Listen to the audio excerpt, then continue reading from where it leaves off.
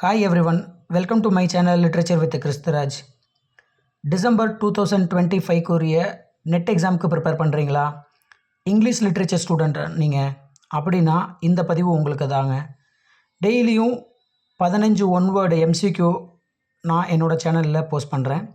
இந்த ஒன்வேர்ட்ஸ் நீங்கள் நல்லா பார்த்துக்கிட்டிங்கன்னா எக்ஸாமில் நிறைய மார்க்ஸ் ஸ்கோர் பண்ணுறதுக்கு யூஸ்ஃபுல்லாக இருக்கும். வாங்க என்னென்ன ஒன்வேர்ட்ஸ்னு இந்த வீடியோவில் டிஸ்கஸ் பண்ணலாம். The first one, which novel by William Faulkner is the first work set in Yoknapatwa? The answer is Stories in the Southern Gothic novel, which was published in the year 1929. யோக்னபாட்வா அப்படிங்கிறது ஒரு fictional landscape, அதாவது கற்பனை நிறைந்த நகரம். இதில் stories இந்த southern Gothic நாவல் அப்படிங்கிறதுல தான் இந்த ஃபஸ்ட்டு ஃபிக்ஷனல் டவுனை இன்ட்ரடியூஸ் பண்ணுறாரு. Next, the open boat is a short story written by Stephen Crane. எப்போ பப்ளிஷ் ஆகுதுன்னா 1898. இதில் எதை பற்றி டிஸ்கஸ் பண்ணியிருக்காருன்னா ஸ்டீஃபன் கிரானோட personal experience of surviving shipwreck of the coast of Florida. Third one word, who said the following famous words to whom? Very important one word, kindly make note of it. You are all lost generation. Lost generation அப்படிங்கிறது முக்கியமான term. இதை யாருக்காக சொல்கிறாங்கன்னா ஜெர்ட்ரூட் stain Ernst ஹெமிங்வேக்கு சொல்கிறாங்க. ஏன் அப்படின்னா it refers to the young man who came of age during and after the world war I.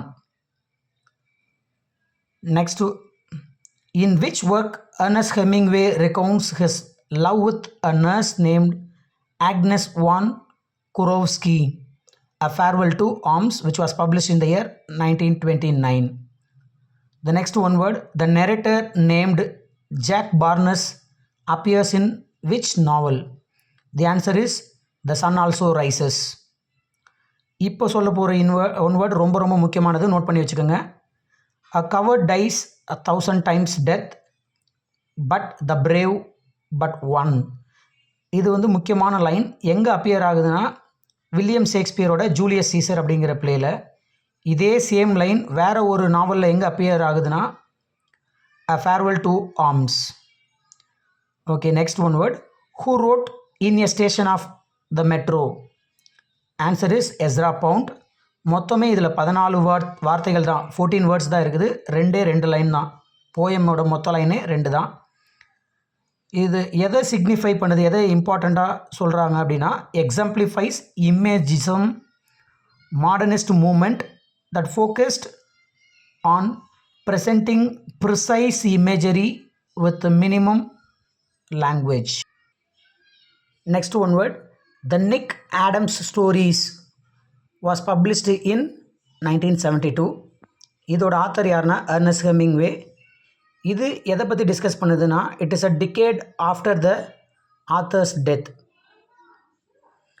Who is the author of Retrospect is a collection of essays.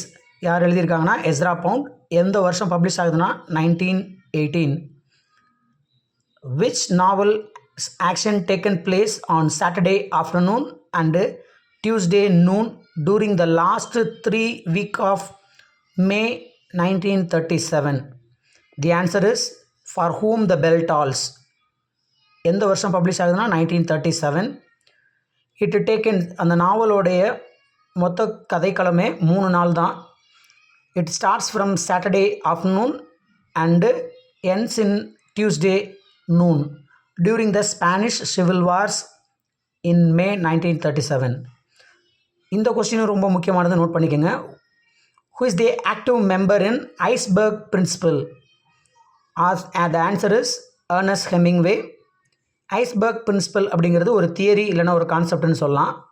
It suggests only a few portion of the subject is visible. ஒரு கதைக்களத்தில் கொஞ்சம் மட்டும்தான் ஆடியன்ஸுக்கு விசிபிளாக இருக்கிற மாதிரி சொல்லுவாங்க.